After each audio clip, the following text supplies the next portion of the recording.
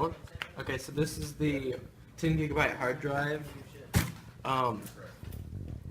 This is the main casing, and on the back sat the board, which has IDE out, and then this gave power to the motor to spin the disc.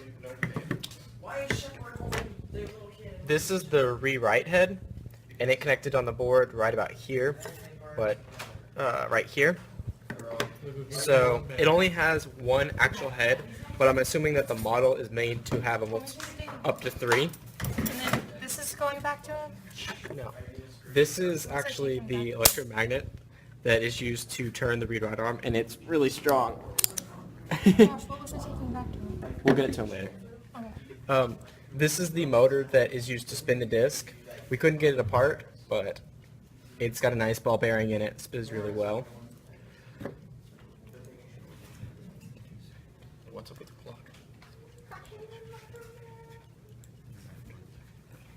There's about 40 to 50 parts in total. And that's it.